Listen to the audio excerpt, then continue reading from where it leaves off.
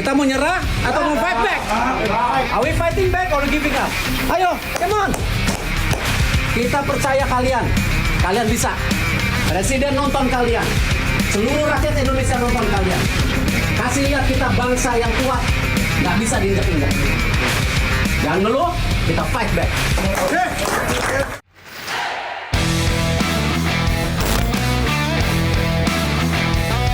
Kita lebih dari 100%. Mohon doa dari seluruh masyarakat Indonesia, semoga kita bisa mengambil hasil yang baik dan menjadi sejarah untuk masyarakat kota Indonesia dan seluruhnya.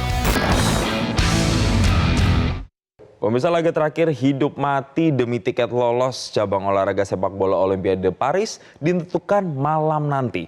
Banyak harapan digantungkan kepada timnas U23. Di sisi lain, kekuatan Garuda Muda juga sedang tidak lengkap. Pertanyaannya adalah bagaimana dengan peluangnya? Kita akan berbincang langsung dengan pengamat sepak bola Sabto Haryo melalui sambungan virtual. Selamat pagi, Mas Sabto. Selamat pagi, Jason. Baik, terima kasih telah bergabung. Selamat pagi Indonesia. Nanti malam ini adalah pertandingan hidup mati untuk bisa lanjut ke Olimpiade Paris atau tidak. Tapi secara umum dulu, Mas Sabto melihatnya bagaimana dengan kesiapan timnas kita? Apakah kita punya kans untuk bisa menaklukkan Gini nanti malam? Ya kans itu pasti selalu ada ya, dan harus kita pelihara pasti kans itu ya. Walaupun harus diakui memang tidak besar kansnya. Kalau kita bicara di atas kertas ya, tadi kan segala macam kekurangan sudah disebutkan, terutama di lini belakang kita. Kita tahu betapa kita butuhnya sosok Rizky Ridho dan juga Justin Hapner ataupun Elkan Bagot gitu ya.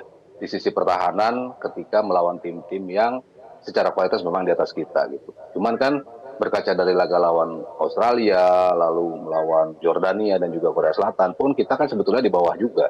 Tapi kita bisa menang. Nah, harapan kita punya mindset yang seperti itulah untuk bisa memenangi pertandingan. Saya rasa mentality akan punya peran sangat besar ya di laga kali ini. Jadi apa yang di atas kertas seharusnya itu tidak menjadi acuan atau patokan begitu ya, seberapa besar kans kita. Tapi begini, Mas Sabto, yang juga menarik adalah kalau kita menilik tim Gini, ini ada beberapa pemain yang bahkan sudah bermain di Eropa. Seperti misalnya Agoboy Kamara, kemudian ada Algaius Mebah dan juga Amado Keita. Artinya dari segi komposisi pemain mereka ini sudah sangat-sangat mumpuni begitu. Nah, kalau dibandingkan dengan kekuatan tim Indonesia yang sekarang, akan seperti apa kira-kira Mas Sabto? Apakah akan lebih challenging? Iya, ya memang ini tim yang sangat berbeda dengan yang kita hadapi sebelumnya ya. Dari sisi postur pun berbeda, dari sisi gaya permainan pun berbeda. Ditambah lagi dari materi pemainnya pun bisa dikatakan di atas kertas ya. Lagi-lagi mereka jauh di atas kita. Tapi harus kita ingat bahwa ini adalah catatan mereka secara individual. Kalau mereka tampil secara individu memang mereka kualitasnya eksepsional lah ya. Tadi sempat bicara Alex Moriba yang pernah membela Barcelona, seorang gelandang yang sangat mobile, sangat sulit untuk dihentikan gitu.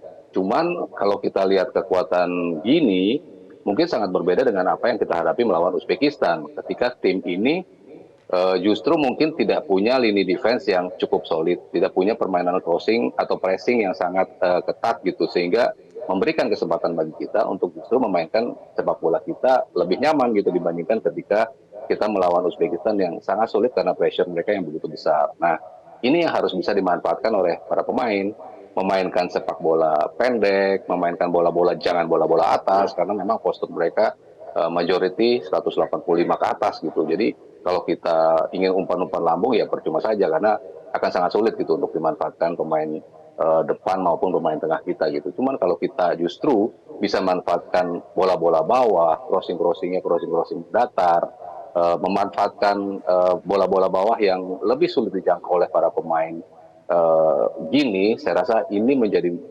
kesempatan bagi kita ya untuk bisa paling tidak membuka peluang kita untuk lebih besar lolos Olimpiade. Mas Sabto, sebelum kita nanti bahas soal pemain-pemain dan juga prediksi posisi dan juga strategi yang akan dimainkan Sintayong, kemarin itu kan catatan pada saat kalah melawan Uzbekistan, ada statement dari Sintayong itu karena permasalahan mentalitas mereka, mentalitas para pemain. Kalau Anda melihat nanti ketika berhadapan dengan Gini, apakah mentalitas dan juga stamina dari timnas U23 kita itu sudah cukup untuk bisa menghadapi mereka atau justru malah agak-agak sedikit kendor juga nih menjelang pertandingan, Mas Sabto? Ya, kalau soal fisik ya, saya rasa harusnya sudah bisa diadres ya. Kalau kita bandingkan dengan pertandingan yang kita harus tampil setiap 3 hari, saya rasa ini break yang cukup bagus untuk kita bisa lebih fresh lagi dari sisi fisik gitu. Cuman yang agak menjadi kekhawatiran memang mentalitas gitu. Ketika tim kalah 2 kali berturut-turut, ketika tim tertutup pintunya untuk Olimpiade dalam ujian pertama dan ujian kedua, tentunya ini menjadi salah satu hal yang mengkhawatirkan gitu. Tapi justru saya menantikan apakah kita bisa bounce back atau tidak. Dan kalau kita kita harapkan ya, tentunya tim ini bisa bisa memperbaiki dari sisi mentalitas itu. Paling tidak apa yang dilakukan oleh Uzbekistan dengan tidak membuat kita bermain nyaman, nah itu harus kita cari solusinya. Dan saya rasa dalam beberapa hari terakhir dalam latihan yang sudah dipersiapkan oleh Sintayong, seharusnya dia bisa ya untuk membuat para pemain untuk tampil lebih nyaman dulu lah, tidak bingung apa yang harus dilakukan ketika pressure itu datang. Dan saya tidak melihat tim Gini itu punya kemampuan dan kebiasaan untuk melakukan pressure yang membuat kita tidak nyaman dalam bertanding. Jadi saya rasa ini salah satu hal yang harus bisa ditaklukkan lebih awal ya oleh pasukan Sintayong. Iya, walaupun kita sudah 2 kali kalah begitu ya sebelum Olimpiade, tapi Ya. kata Mas Sabto tadi harus cepat menemukan momentum untuk bounce back begitu ya. Mas Sabto, nanti saya akan tanya lebih detail lagi, tapi kita juga pengen lihat sebenarnya apa sih komentar respon dari warganet terkait dengan persiapan nanti jelang nanti malam pertandingan antara Timnas U23 Indonesia melawan Timnas U23 Gini. Yang pertama ini di X kita bacakan satu-satu, boleh ditampilkan teman-teman. Nah, ini sudah tampil. Kita bacakan mulai dari yang pertama dari @njm sekian. Nathan gendong timnas part 2 katanya. Wah, ini dianggap Nathan yang mensupport sekali ya atau menjadi kunci. Dan kemudian dari @dn_sekian, semoga timnas U23 ini lolos ke Olimpiade. Amin doanya seluruh masyarakat Indonesia. @dusa sekian. Timnas mainnya nanti malam, tapi sekarang sudah deg-degan. Ya, ini sudah banyak yang mulai antusias ya. Dan kemudian @_lia. Malam timnas lolos Olimpiade katanya, amin. Itu juga doa yang positif yang dikirimkan oleh masyarakat Indonesia. Ada lagi @andre, nobar timnas ntar malam nggak sih? Yuk, wah pokoknya kita akan sama-sama nanti malam itu akan menyaksikan sebuah pertandingan epik, hidup mati, harus jor-joran. Pokoknya supaya kita bisa lolos ke tiket Olimpiade di Paris 2024. Mas Sabto, sebelum jeda nanti saya akan tanya lagi lebih detail lagi nanti habis jeda maksudnya. Terkait dengan ada 2 pemain kita, Justin Hubner, Rizky Ridho yang ternyata absen. Elkan Bagot juga absen juga. Nah, ketika kemudian bagaimana dengan matematikanya, sistematikanya, strategi seperti apa akan kita bahas usai jeda berikut ini. Pemirsa tetaplah bersama kami di Selamat Pagi Indonesia. Perbincangan kami lanjutkan usai jeda. Sekarang kita mau lanjutkan lagi dialog bersama Mas Sabto. Mas Sabto, sebelum jeda tadi kita juga sudah membahas bahwa kayaknya di pertahanan lini belakang kita dalam tanda kutip krisis. Karena Rizky Ridho absen, kemudian Justin Hubner ini juga absen. Kalau melihat kontribusi dari 2 pemain ini yang kemudian absen, akan sepincang apa sih sebenarnya Mas Sabto? Ya, dua-duanya spesial ya.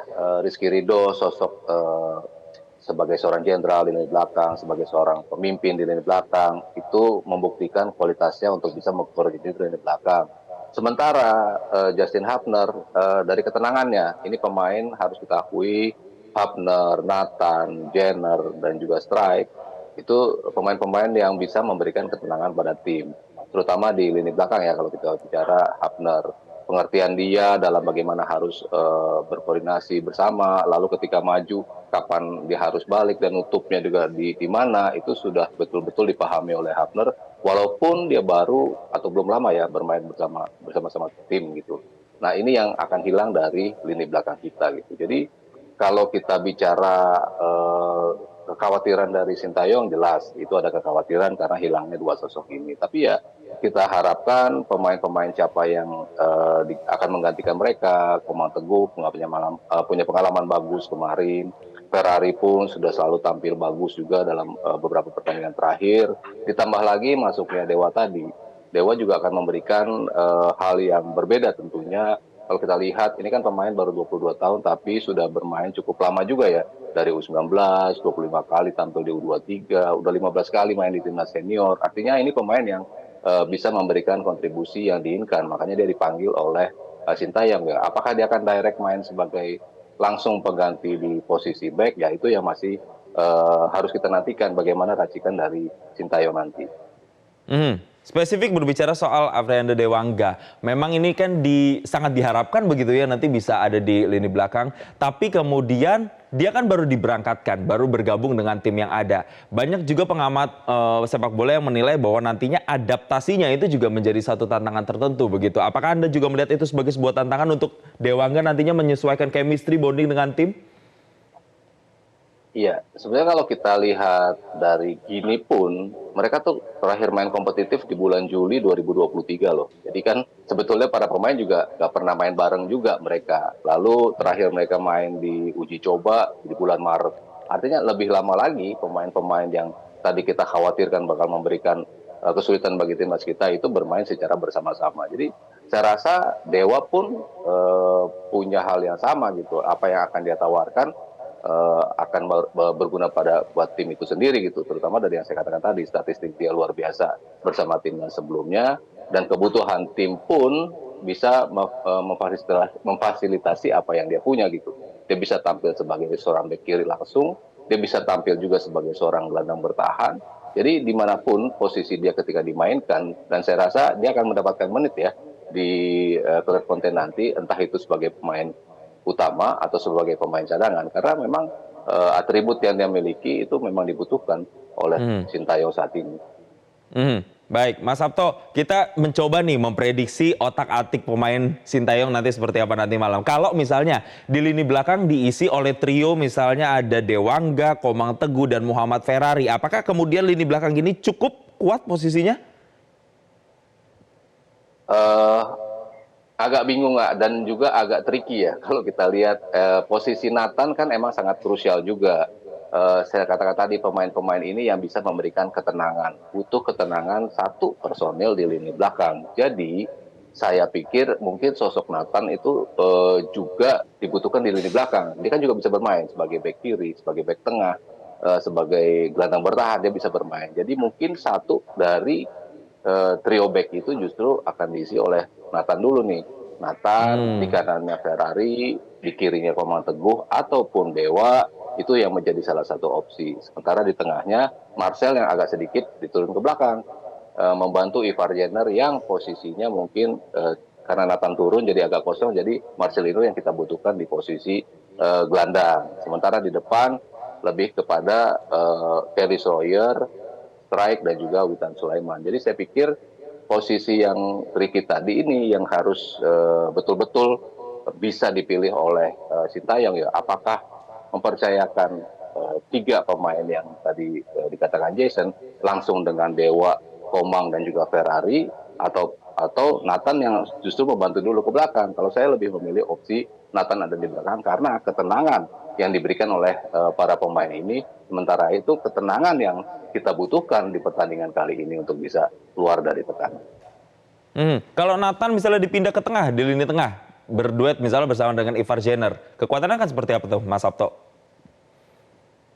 Iya, mungkin dia bisa juga, dan ini juga opsi yang besar juga. Tadi opsinya mungkin Komang, Ferrari, dan juga Dewa misalnya dimainkan, atau Bagas Kavo lah dimainkan di posisi 3 back gitu. Sementara di depannya Nathan, tapi Nathan mungkin tidak akan lebih banyak berkontribusi dalam progresif pas ke depan, tapi justru dia akan lebih men-shielding para pemain, memberikan kestabilan dulu di lini tengah menuju belakang. Karena kita tahu bagaimana secara individual pemain-pemain gini itu punya kemampuan untuk melakukan triple yang bagus, duel udara yang bagus, body balance, dan juga duel one-on-one yang bagus. Jadi saya rasa peran dari Nathan pun yang saya katakan tadi di belakang juga dibutuhkan ketenangannya, tapi di tengah pun kita juga butuh sosok Nathan. Jadi kalau dia dimainkan di tengah ya paling tidak opsi kita adalah yang tadi Komang atau Dewa, Ferrari, dan juga Bagas Kava mungkin dipasang di posisi belakang.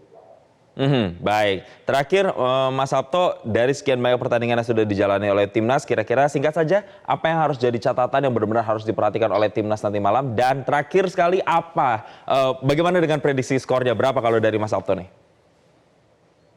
Iya, yang harus diperhatikan jelas tim lawan punya kecepatan, punya postur yang bagus, dan individual skill yang luar biasa. Jadi untuk bermain one on one, untuk mencoba bermain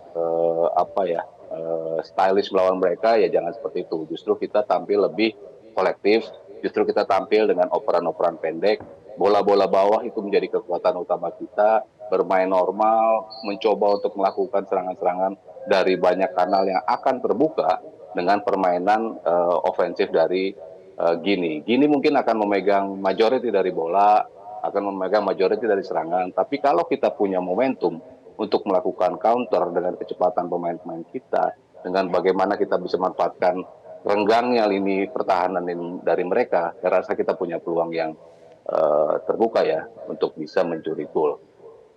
Berapa skornya kalau gitu Mas Sabto? Saya sih 1 aja udah sangat puas ya, Jason. 1-0 yang penting kita lolos ya. Balik gitu.